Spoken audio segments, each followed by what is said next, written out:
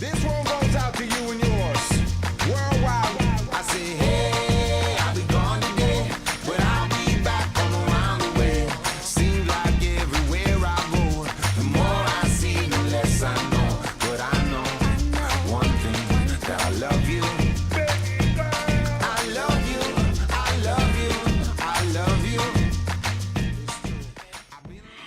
I'm here at Owen's Playground on Saturday, July 16th with Stacy Marshall, who is brains and imagination and passion behind this.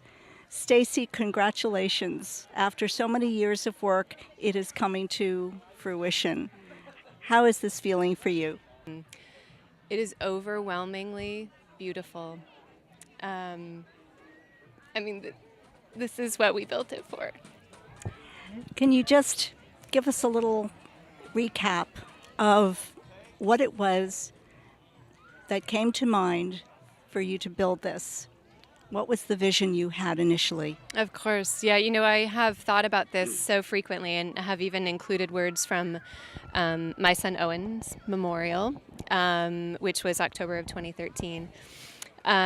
He was the inspiration, but I think so much of it stemmed from the love and the joy that we experienced with him, and the fact that play for our family is so incredibly important. And we found that having a child with mobility challenges and a number of significant disabilities, that play was often off limits for us.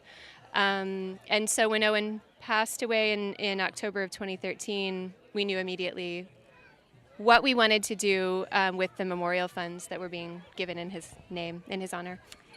This has been several years in the making. I think you had said to me that one of the most beautiful things about this has been the collaboration of the community. What have you found in the community and in all the people who have wanted to be a part of it? Where have they come from? They have gravitated to the project and to this space. There are very few people, actually, that I went and sought out, or that the team went and sought out. I think I've had this conversation with so many people, including Dan Hamlin at the parks, Chris Kane, the landscape architect. Constantly, we would say, well, that was in the stars. I mean, it just would happen. You also have attracted attention from groups and individuals all around the country who have wanted to be a part of this or who have wanted to learn more about it. Can you tell us a little about that? Sure. Well, inclusive, accessible, barrier-free component of this play space is really paramount to the design. And we're starting to see a wave across the country, communities, park districts, paying attention to the fact that we don't see all of our community members in public spaces and on playgrounds. And I don't think it's going to take too many more of these for this to actually become a national movement.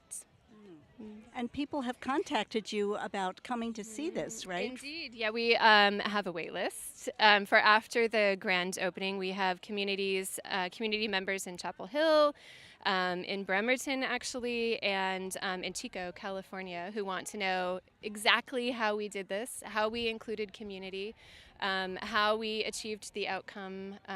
So that's exciting. It's exciting. And what has come out of that, too, are collaborations with Ann Lovejoy, the designer for the Sensory Garden, Studio Hanson Roberts, who is the landscape architect in charge of the design. And our hope is to put together a collaborative piece, a loose how-to guide for other communities to be able to do something like this, but something that's specific and unique to their own community. And that's exciting too, to be able to do that kind of outreach and spread the word. Mm-hmm. And there are some pieces here in this playground that are unique to our community. There is some artwork, for instance. Could you talk about your logo, the pinwheel? Sure. That was actually designed by a dear friend who knew Owen very well. She's a senior graphic designer out of Chapel Hill, lived in Seattle area with her family when Owen was alive. As is the case with so much of the art and the work that came to the playground, that was done completely pro bono, like absolutely from the heart. I mean, it's different when there's that financial transaction and that's necessary and that has happened many times over in creating the space. But it's different when it comes from the heart and it's being given as a gift. And that has happened repeatedly.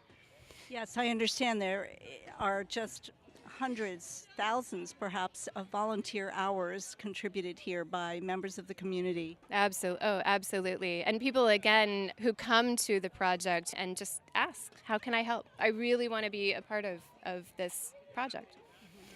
Well, it has been a labor of love for so many people, and it's a tribute to your enduring commitment and passion to this project, but also to what community can do, what a sense of community can bring about. Thank you so much for taking some time to talk with us about this. No, it's my pleasure. Thanks for the honor, Tanny. I appreciate it.